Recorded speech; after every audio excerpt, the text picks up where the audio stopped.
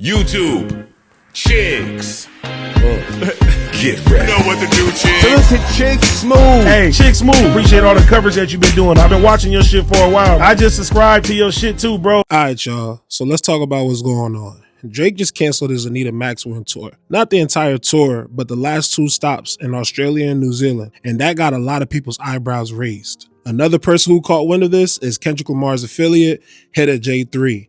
And he is not letting him live it down. He's been going off on Twitter, mocking Drake for what seems like an embarrassing moment in his career. Now, to be fair, the official stance from Drake and his team is that it was a scheduling conflict and that those dates are going to get rescheduled at a later time.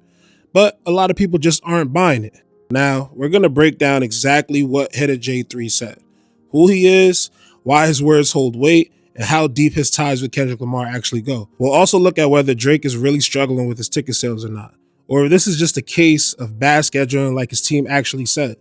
Then we'll talk about whether this is a sign of Drake falling off and if Kendrick beef is actually damaging his career. So first things first, let's talk about what Hitta J3 had to say about all of this. Now, if you don't know, Hitta J3 is one of Kendrick Lamar's closest affiliates, and he wasted no time throwing shots at Drake for canceling his tour. He hopped on Twitter and said, "It's bad for dude. He need Dot to say his name again, LOL. Put some more holes in that shirt. I never heard of a dead man talk in the grave, LOL. Never got his ASS whooped till he opened up that can." Now let's be real, Hitta J3 is talking real spicy right now. And he's doing a lot of trolling, saying things like Kendrick needs to say Drake's name again in order for Drake to sell some more tickets. Definitely a crazy spin on what the narrative is as far as Drake fans, saying that this whole run that Kendrick is on was only possible because he's just Drake. So it's a funny way to troll and put a spin on it. Because like if you compare past Super Bowl people, you have like Beyonce, Bruno Mars. It's like Kendrick, it's like... And he made it all about Drake. Yeah, exactly. He couldn't. And let's be real, no disrespect to Kendrick, but he has classics, he has hits, he is a legend technically, but his last album, before GNX, Mr. Morale, horrible. Drake revived Kendrick's career. 100%. Yeah. And then he said, put some more holes in his shirt. So clearly he's been paying a lot of close attention to Drake. So clearly Hitta J3 is standing behind Kendrick 100% in this beef, as he should, because, you know, that's his man. Kendrick a real homie, though. A lot of people don't know that. Kendrick done paid for homies' funerals, you know, put money on homies' books.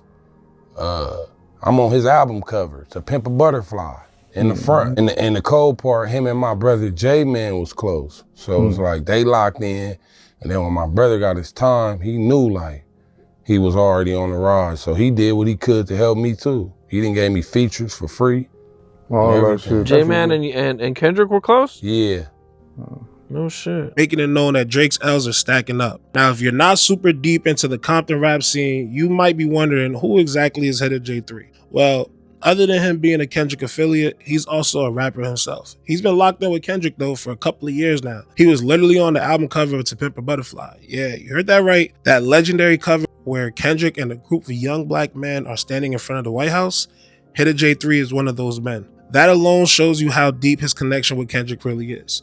He ain't just some guy that's riding the wave on the heels of all of this beef. Then let's fast forward to 2024. He was actually featured on Kendrick Lamar's GNX track, which is the name of the album as well. So Kendrick isn't just shouting him out, he's actively putting him on records and actually giving him a platform, which is really, really dope. On top of that, Hitta J3 was also part of the Meet the Whoops, a collective that performed alongside Kendrick at the Pop-Out concert back in June, one of the most legendary concerts by a lot of rap fan standards. This isn't just some random rapper tweeting about Drake looking for clout, and he was one of the people holding it down for him during the rap beats. Drake was supposed to finish the Anita Maxwell tour with 4 major dates in Australia and New Zealand, Brisbane, Sydney, and Auckland. But out of nowhere, his team announced that they were canceling the shows due to scheduling conflicts.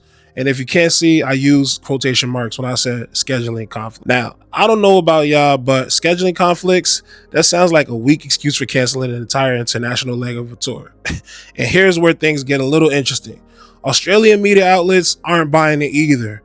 They're saying that the real reason for the cancellation is low ticket sales. So I guess they're blowing the whistle, blowing up Drake's spot. Even before the tour started, there were a lot of rumors saying that, hey, Drake is really struggling to sell out these shows.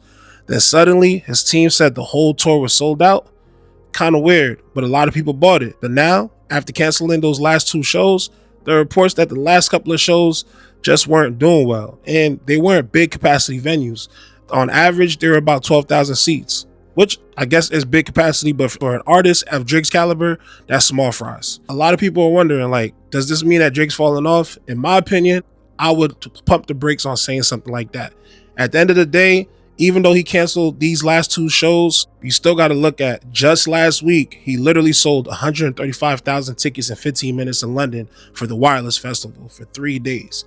That's not exactly the sign of somebody who's fallen off, but maybe Australia just isn't a strong market for him. Or maybe, just maybe, the Kendrick beef has actually hit him harder than people want to think. Because let's be real, Drake's image has been taking L after L ever since Kendrick dissed him. It seemed like everybody jumped on the bandwagon. At one point, even Wendy's was making fun of him. It got crazy. People are questioning his authenticity, a little shaky in the rap battle space, and now his tour is getting canceled with rumors of low sales. This is not really the exact trend that Drake's team or Drake is probably looking for. Could this really be a sign that Kendrick's beef really put a chink in this man's armor?